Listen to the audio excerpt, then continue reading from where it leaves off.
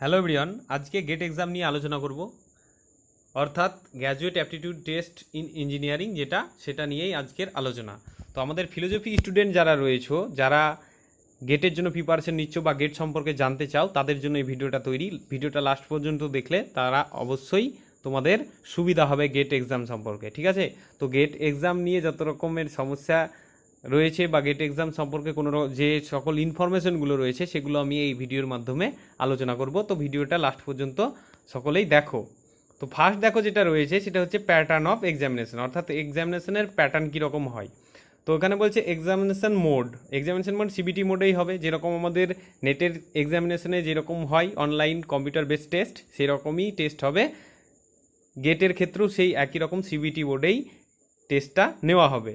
তার বলছে ডিউরেশন, এখানে সময় থাকবে 3 আওয়ার্স, অর্থাৎ 3 ঘন্টা টাইম থাকবে এই এক্সামের জন্য। তারপর নাম্বার অফ সাবজেক্ট, এখানে 29 সাবজেক্টের কথা বলেছে, অর্থাৎ টোটাল 29টা সাবজেক্টের উপর এই টেস্টটা নেওয়া হবে। তারপর সেকশনের কথা বলেছে, সেকশানে কি বলেছে যে এখানে দুটো সেকশন থাকবে, একটা জিএ আর একটা সাবজেক্ট, অর্থাৎ জিএ মানে জেনারেল অ্যাপটিটিউড, আর একটা সাবজেক্ট, এই দুই রকম সেকশন থাকবে কোশ্চানের। তারপর টাইপ অফ কোশ্চান, এখানে দুই রকম টাইপের কোশ্চান থাকবে। যে ফার্স্ট যেটা রয়েছে মাল্টিপল চয়েস কোশ্চান, সেটা তো আমরা সকলেই জানি। আর সেকেন্ড যেটা রয়েছে সেটা হচ্ছে multiple select কোশ্চানস and or numerical answer type question. এখানে 1 এবং 2 রকমের টাইপের কোশ্চান হবে, 1 মার্ক এবং 2 মার্কের। যেটা আমাদের নেটের সিলেবাসে সবগুলোই মনে হয় 2 মার্কের হয় এবং 150টা কোশ্চান থাকে, কিন্তু এখানে কোশ্চান 2 রকম টাইপের হবে, মাল্টিপল চয়েস 1 মার্ক এবং 2 মার্কের, ঠিক আছে? তারপর বলছে questions for testing this abilities, অর্থাৎ এই টেস্টটা নেওয়ার মূল উদ্দেশ্য হচ্ছে যে ক্ষমতার পরীক্ষা করা, অর্থাৎ অ্যাবিলিটিসের পরীক্ষা করা। তো রিকল, কম্প্রিহেনশন, অ্যাপ্লিকেশন, অ্যানালাইসিস আর সিনথেসিস, এই অ্যাবিলিটিগুলোকে পরীক্ষা করাই হচ্ছে এই টেস্ট নেওয়ার উদ্দেশ্য, ঠিক আছে? তারপর বলছে নাম্বার অফ কোশ্চান, এখানে টোটাল কটা কোশ্চেন থাকবে, এখানে টোটাল কোশ্চেন থাকবে 65টা কোশ্চেন থাকবে। যেহেতু আমাদের নেটের কোশ্চেনে 150টা কোশ্চেন থাকে, কিন্তু গেটের এক্সামিনেশনের ক্ষেত্রে কোশ্চেন থাকবে 65, অর্থাৎ 65টা। জিএ থেকে থাকবে 10টা, অর্থাৎ জেনারেল অ্যাপটিটিউড থেকে থাকবে 10টা, আর সাবজেক্ট থেকে থাকবে 55টা। টোটাল 65টা কোশ্চেন থাকবে। আর টোটাল 65টা কোশ্চেনের মার্ক হবে 100 মার্ক, অর্থাৎ এখানে দেখো লেখা আছে যে জেনারেল অ্যাপটিটিউডের জন্য 15 মার্ক আর সাবজেক্টের জন্য 85 মার্ক, টোটাল মার্ক হবে 100 মার্কের পরীক্ষা, ঠিক আছে? তো জেনারেল অ্যাপটিটিউড থেকে মাত্র 15 মার্কের কোশ্চেন আসবে, আর সাবজেক্ট থেকেই বাকিটা। তারপর বলছে মার্কিং স্কিম, এখানে আগেই বললাম যে 2 মার্কের এবং 1 মার্কের 2 রকম টাইপের কোশ্চেন হবে। তারপর বলেছে নেগেটিভ মার্কিং, আমাদের জানি যে নেটের এক্সামিনেশনে কোনো রকম নেগেটিভ মার্কিং নেই আর্টসের ক্ষেত্রে, কিন্তু সায়েন্সের ক্ষেত্রে রয়েছে। কিন্তু গেট এক্সামিনেশনের ক্ষেত্রে নেগেটিভ মার্কিং রয়েছে, কারণ এখানে সেই একই রকম কীরকমভাবে নেগেটিভ মার্কিং কাটা যাবে, যে 1 মার্কের কোশ্চেন যদি ভুল হয় তাহলে সেখানে কাটা যাবে 1/3 হিসাবে নাম্বার কাটা যাবে, আর যদি 2 মার্কসের কোশ্চেন রং হয় তাহলে 2/3 হিসাবে নম্বর কাটা যাবে। তাহলে গেট এক্সামিনেশনে বা গেট টেস্ট যেটা, সেটার উপরে নেগেটিভ মার্কিং রয়েছে, ঠিক আছে? তারপর রয়েছে যে অ্যাডমিশন ফিস। তো এখানে অ্যাডমিশন ফিস কত লাগবে এটা আমাদের দরকার নেই, এটা এক্সটার্নালদের জন্য। আর আমাদের রেগুলার পিরিয়ডে যেটা দরকার সেটা হচ্ছে এটা। তো ফিমেল ক্যান্ডিডেটের জন্য 750 টাকা, আর এসসি এসটি পিডাব্লিউডি এই 3টে ক্যাটাগরির জন্য 750 টাকা, আর অল আদার ক্যান্ডিডেটস অর্থাৎ ওবিসি এবং জেনারেল ক্যাটাগরিদের জন্য টাকা লাগবে 1500 টাকা ফিস লাগবে, ঠিক আছে? তো এই 3 রকম ক্যাটাগরি টাইপের ফিসটা নেওয়া হবে। 750 টাকা ফিমেল ক্যান্ডিডেটের জন্য, সুখবর আর কি। তো এদের জন্য 750 টাকা, আর এসসি এসটি পিডাব্লিউডির জন্য 750 টাকা, এবং জেনারেল এবং ওবিসি যারা রয়েছে তাদের জন্য 1500 টাকা ফিস লাগবে, ঠিক আছে? তারপর নেক্সট অ্যাপ্লিকেশন সম্পর্কে বলেছে যে অ্যাপ্লিকেশনের ডেট কবে দিয়েছে, অনলাইন অ্যাপ্লিকেশন শুরু হবে। তো অনলাইন আইআইটি, আগে বলি যে আইআইটি খড়গপুর অর্গানাইজ করছে এবারকার মানে 2022-এর আইআইটি গেট এক্সাম টেস্টটা অর্গানাইজ করছে আইআইটি খড়গপুর। তো এই গেট এক্সাম প্রত্যেক বছর হয়। তো প্রত্যেক বছর একটা জোন রয়েছে, বা এক একটা কান্ট্রিতে নানা রকম জোন, টোটাল 8টা জোন রয়েছে। 8টা জোনে এক বছর এক রকম মানে জোন থেকে এই টেস্টটা অর্গানাইজড করা হয়। তো এবার 2022-এ যে গেটের এক্সাম টেস্টটা নেওয়া হবে সেটা আইআইটি খড়গপুর অর্গানাইজ করবে, ঠিক আছে? তো এই আইআইটি খড়গপুরের নোটিফিকেশন অনুযায়ী অ্যাপ্লিকেশন শুরু হবে দেখো 30 আগস্ট, অর্থাৎ 30 আগস্ট শুরু হয়ে যাবে এবং ক্লোজ হয়ে যাবে কবে? 24 সেপ্টেম্বর, অর্থাৎ 24 সেপ্টেম্বর ক্লোজ হয়ে যাবে। তারপর বলছে end of extended period of online registration application will be late fee, অর্থাৎ যারা ফিজটা লেটে সাবমিট করতে চাও বা পেমেন্ট করতে চাও তাহলে তাদের 1 অক্টোবরের মধ্যে সেটাকে কমপ্লিট করতে হবে। আর last date for change category of the paper examination city হল, অর্থাৎ এখানে কোনো রকম কারেকশন করতে যদি চাও তো সেটা 12ই নভেম্বরের মধ্যে করতে হবে। আর অ্যাডমিট কার্ড রিলিজ হবে বা অ্যাভেলেবেল হবে 3 জানুয়ারিতে। আর অ্যাডমিশন টেস্টটা অ্যাকচুয়ালি শুরু হয়ে যাবে 5 ফেব্রুয়ারি থেকে 13 ফেব্রুয়ারি পর্যন্ত 4টে দিনে সেটা অ্যাডমিশন টেস্টটা বা মানে গেট এক্সামিনেশন টেস্ট যেটাকে বলছে সেটা নেওয়া হবে। আর 17 মার্চ রেজাল্ট দেওয়া হবে। ঠিক আছে, তো এটা গেল অ্যাপ্লিকেশন সম্পর্কে। তারপর যেটা রয়েছে সেটা হচ্ছে কি না, তো জেনারেল অ্যাপটিটিউড, অর্থাৎ আমাদের সিলেবাসে আগেই বললাম যে মানে সিলেবাস অনুযায়ী যে প্রত্যেকটা এক্সামিনেশনের ক্ষেত্রে সব থেকে বেশি মানে ভাইটাল ব্যাপার সেটা হচ্ছে সেটার সিলেবাস। কারণ সিলেবাস সম্পর্কে কনসেপ্ট আমরা যদি আমাদের মনের মধ্যে গেঁথে নিতে পারি তাহলে অবশ্যই সেই এক্সাম সম্পর্কে প্রিপারেশন খুব দ্রুত খুব ভালোভাবেই নেওয়া যাবে। ঠিক আছে, তো প্রথমে বলি যে গেটের জেনারেল পেপার বলে কোনো রকম পেপার হয় না। নেটের যেরকম একটা পার্টিকুলারলি জেনারেল পেপার রয়েছে, কিন্তু গেটের ক্ষেত্রে কোনো রকম পার্টিকুলারলি জেনারেল পেপার বলে কোনো নেই। একসাথেই কোশ্চেন থাকবে আর মাত্র 10টা কোশ্চেন থাকবে জেনারেল অ্যাপটিটিউড হিসাবে। ঠিক আছে, যেমন কম্পালসারি সাবজেক্ট আগে আমাদের যেমন থাকতো গ্র্যাজুয়েশনে পড়েছো সেরকমই কম্পালসারি হিসাবে এই জিএটারা আছে আর কি। ঠিক আছে, জেনারেল অ্যাপটিটিউডটা রয়েছে, তাছাড়া আদার্স কিচ্ছু নেই। জেনারেল পেপার বলে কোনো রকম আলাদা পেপার নেই, এটা পুরোটাই একটা। ঠিক আছে, 15টা কোশ্চেন মানে 15 মার্ক মানে 10টা কোশ্চেন, টোটাল 65টা কোশ্চেনের কথা বললাম যে 65টা কোশ্চেন থাকবে, 10টা কোশ্চেন জেনারেল অ্যাপটিটিউড থেকে থাকবে আর বাকি 55টা কোশ্চেন থাকবে সাবজেক্টের ওপর। ঠিক আছে, তাহলে এখানে বেশি ভাইটাল বা ম্যাটার করে যেটা সেটা হচ্ছে আপন সাবজেক্ট, তো সাবজেক্টটাই বেশি করে পড়তে হবে। তো জিএ সিলেবাসে কি বলেছে যে এখানে কি থাকবে, যে ভার্বাল অ্যাপটিটিউড এখানে বলেছে দেখো ভার্বাল অ্যাপটিটিউড থেকে থাকবে জিএতে যে টপিকগুলো অ্যাকচুয়ালি রয়েছে আর কি। তো ভার্বাল অ্যাপটিটিউড বলতে এখানে ইংলিশ, পুরো বেসিক ইংলিশ গ্রামার, অর্থাৎ ইংলিশ গ্রামার যেগুলো পড়েছো আর কি 10 পর্যন্ত 12 পর্যন্ত সেই গ্রামের ওপর ভিত্তি করে হবে। তারপরে tense, article, adjective, preposition, conjunction, verbal noun agreement, তারপর part of speech, basic vocabulary, words, items, phrase, context, reading comprehension etc, মানে এগুলোর উপর বা অর্থাৎ ইংলিশের ওপরই একটা মানে জেনারেল অ্যাপটিটিউডের একটা ভাগ হচ্ছে ইংলিশের ওপর পুরো ভিত্তি করে হবে। যেমন আমাদের নেটে সিলেবাসে শুধুমাত্র কম্প্রিহেনশন পড়ি, কিন্তু এখানে তার সঙ্গে article, preposition, part of speech এগুলো সকল গ্রামারগুলোই এখানে থাকবে। ঠিক আছে, তারপর বলছে কোয়ান্টিটিভ অ্যাপটিটিউড। আর কোয়ান্টিটিভ অ্যাপটিটিউডের মধ্যে কী কী পড়বে, ডেটার ইন্টারপ্রিটেশন যেটা আমাদের ম্যাথামেটিক্যাল রিজনিং যেটাকে বলছে, যেটা আমাদের নেটের সিলেবাসে রয়েছে সেরকম এখানেও আছে দেখো। তারপর পাই চার্টস রয়েছে, তারপর 3 ডিমেনস্ট্রেশন পাইলটস রয়েছে, ম্যাপস রয়েছে, টেবিল রয়েছে, নিউমেরিক্যাল কম্পোজিশন রয়েছে, রেশিও রয়েছে, পার্সেন্টেজ, যেরকম ম্যাথামেটিক্যাল রিজনিং যেটা সেটাই এখানেকার মেন। ঠিক আছে, তো এই দুটোর ওপর থাকবে। তারপরে অ্যানালিটিক অ্যাপটিটিউড থাকবে, যেখানে লজিক আছে, deduction, induction, analogy, numerical, relation, reasoning রয়েছে, যেটা আমাদের লজিক্যাল রিজনিং যে টপিকটা রয়েছে সেটাও একটা টপিক রয়েছে। তারপর স্পেশাল অ্যাপটিটিউড এখানে কি বলেছে যে অ্যাসেম্বলিং, গ্রুপিং, স্কেলিং, মিররিং, তারপর রোটেশান, এইসব ব্যাপারগুলো যে উদাহরণ হিসাবে যেমন দেখো দেওয়া আছে এগুলো হচ্ছে উদাহরণ, এইরকম টাইপের কোশ্চেন হয় আর কি। ঠিক আছে, আরও দেখো উদাহরণ দেওয়া আছে, এই যে মিররিং বা পেপার কাটিং, এগুলো আমাদের নেটের সিলেবাসে কিন্তু আছে, কিন্তু এগুলো আমাদের নেটের সিলেবাসে দেখবে দেয় না, কিন্তু এখানে সেগুলোই দিবে সেটাই বলছে ম্যাথামেটিক্যাল হিসাবে। তারপরে ইংলিশের যেটা শুধুমাত্র কম্প্রিহেনশন হিসাবে যেটা আমাদের দেয় নেটের এক্সামে, কিন্তু এখানে আরও আদার্স গ্রামারগুলো এখানে অ্যাড করেছে। ঠিক আছে, তো নেটের যেরকম সিলেবাসে আমাদের আলাদা করে একটা জেনারেল পেপার রয়েছে, এখানে কোনো রকম জেনারেল পেপার নেই। এখানে শুধুমাত্র জিএ হিসাবে জেনারেল অ্যাপটিটিউড হিসাবে মাত্র 10টা কোশ্চেন থাকবে। তাহলে গেটের এক্সামের জন্য যারা প্রিপারেশন নিচ্ছ তাদের আলাদা করে জেনারেল পেপার বা গেটের জন্য কোনো রকম জেনারেল পেপার পড়ার দরকার নেই।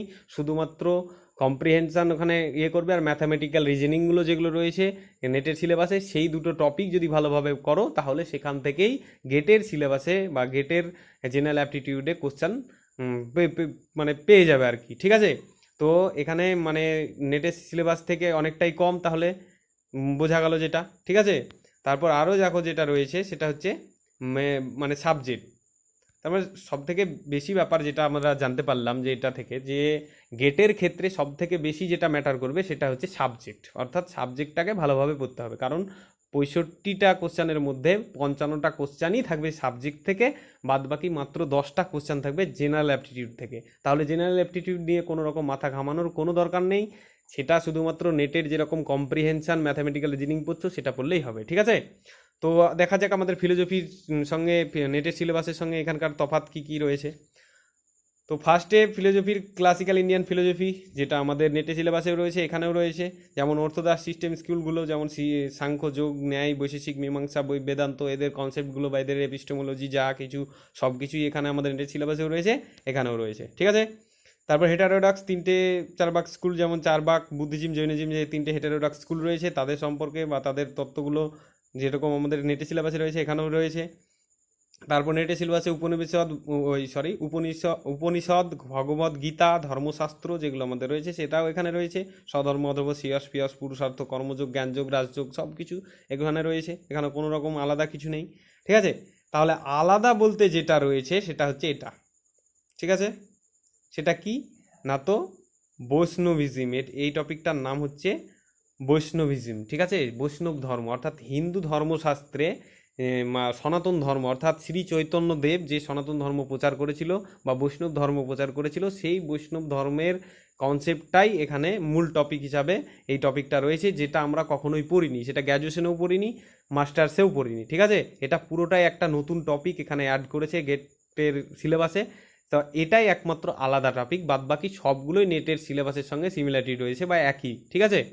তাহলে এই বৈষ্ণবিজম অ্যাকচুয়ালি কি? বৈষ্ণবিজম হচ্ছে, আগেই বললাম যে চৈতন্য মহাপ্রভু যিনি যিনি যে তার বৈষ্ণব ধর্মটা প্রচার করেছেন সেটার বেসিসেই এটা তৈরি। তো এটা অ্যাকচুয়ালি যে আমাদের মানে হিন্দু ধর্মশাস্ত্রে দেখবে 3টে প্রধান দেবতার কথা বলা হয়েছে, একটা ব্রহ্মা, বিষ্ণু, মহেশ্বর। তার মধ্যে বিষ্ণুকেই সব থেকে বেশি বড় হিসাবে মানা হয়েছে, এবং বিষ্ণু প্রত্যেক কালে কালে যে অবতারগুলো তিনি নিয়েছেন, অনেকগুলো অবতার রয়েছে, দেখবে এখানে সামথিং 20টা অবতারের কথা নিয়ে এখানে আলোচনা করা আছে এই বৈষ্ণবিজমে, যে বিষ্ণুর যে 20টা অবতার হিসাবে তিনি মানে কালে কালে যে অবতার নিয়েছেন সেই বেসিসের ওপরে এই বৈষ্ণবিজম টপিকটা অ্যাকচুয়ালি মূল আলোচনা, ঠিক আছে। তো ওর যে 20টা অবতার, সেই অবতার নিয়েই বৈষ্ণব ধর্মটা অ্যাকচুয়ালি কীরকম এইরকম কনসেপ্টটা দেওয়া আছে। তো সেই শ্রী চৈতন্য মহাপ্রভু আরও সে মানে নানা রকমভাবে অনেকগুলো নাম দেওয়া আছে, সেটা বললে অবশ্যই জানতে পারবে।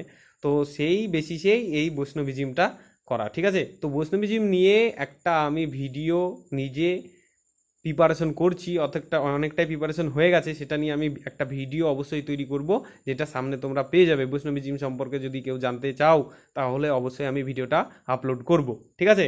তো আলাদা একটা নতুন মানে টপিক হিসাবে যেটা রয়েছে সেটা হচ্ছে এই বৈষ্ণবিজম, ঠিক আছে।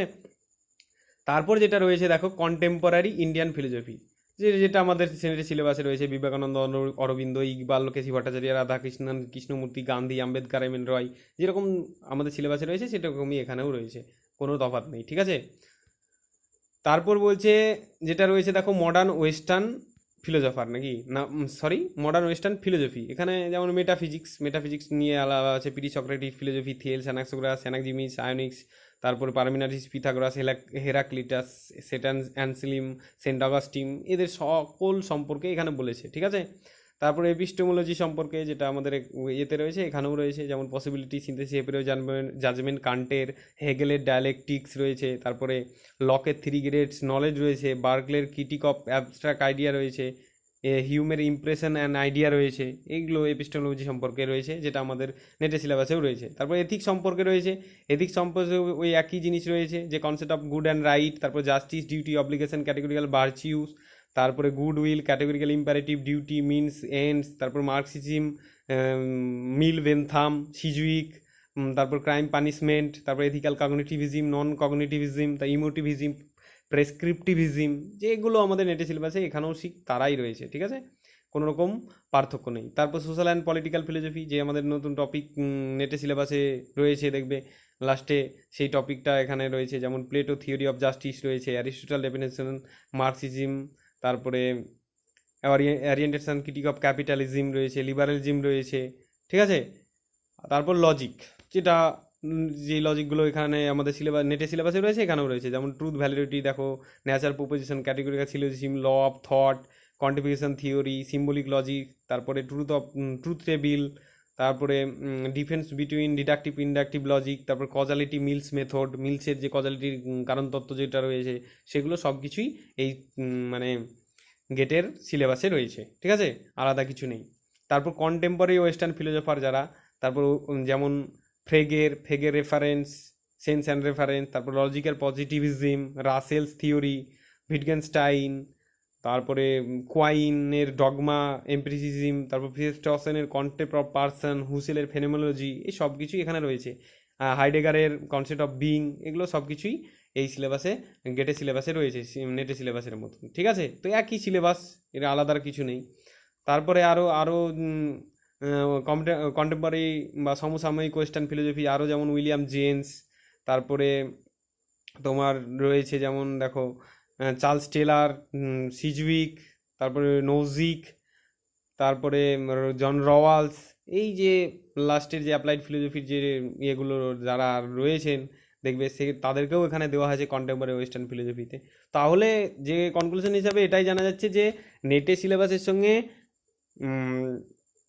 গেটের সিলেবাসের সাবজেক্টের ক্ষেত্রে পুরোটাই সিমিলারিটিস রয়েছে, শুধুমাত্র যেটার পার্থক্য রয়েছে সেটা হচ্ছে বৈষ্ণবিজম, ঠিক আছে। এই বৈষ্ণবিজমটাই হচ্ছে মেন পার্থক্য, এটাই এক্সট্রা হিসাবে দেওয়া আছে, ঠিক আছে, গেট ফিলোসফিতে, মানে গেট ফিলোসফির কি বলে সিলেবাসে, আর নেটের সিলেবাসে বাদবাকি একই।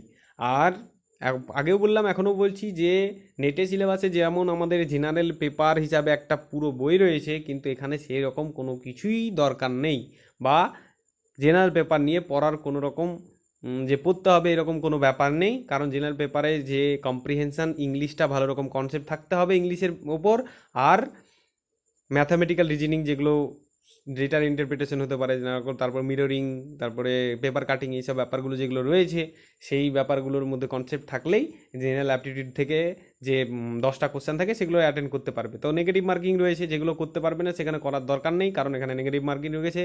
এখানে নেটের মতো না যে সবগুলো মেরে দিয়ে চলে এলাম, ভুলভাল হলে ঠিক হয়ে গেল, বা লাখে লেগে গেল, সেরকম তো হবে না। এখানে গেটে তুমি যেটা পারবে না সেটা অ্যাটেন্ড করতে হবে না। বা এখানে গেটের ক্ষেত্রে কোনো রকম যদি জেনারেল অ্যাপটিটিউডের মধ্যে 10টা কোশ্চেন নাও মানে কেউ অ্যাটেন্ড করে, তাহলেও যদি সাবজেক্টটা ভালোভাবে করতে পারে তাহলে র্যাঙ্কিং হয়ে যাবে বা কোয়ালিফাই করা যায় আর কি, ঠিক আছে। তো নেটের সঙ্গে গেটের এটাই পার্থক্য। আর গেট এক্সামের জন্য যারা প্রিপারেশন নিচ্ছ তারা অবশ্যই নিতে পারো, কারণ নেটের পড়ে থাকলে গেটের যেহেতু একই, তাহলে সুবিধা অবশ্যই হবে, বোঝাই যাচ্ছে, ঠিক আছে। তো আর যারা লাস্টে যেটা বলার সেটা হচ্ছে, যারা আমার চ্যানেলে নতুন তারা আমার চ্যানেলটাকে সাবস্ক্রাইব করো, লাইক এবং শেয়ার অবশ্যই করো, যাতে আরও ভিডিও দেওয়ার জন্য মোটিভেটেড হওয়া যায় আর কি, ঠিক আছে। তো থ্যাংক ইউ। আরও কোনো ইনফরমেশন আমি নেক্সট ভিডিওতে পেয়ে যাবে, বা কোনো রকম সমস্যা থাকলে আমার সঙ্গে কন্ট্যাক্ট করতে পারো, ডেসক্রিপশন বক্সে লিঙ্ক পেয়ে যাবে, ঠিক আছে। তো থ্যাংক ইউ।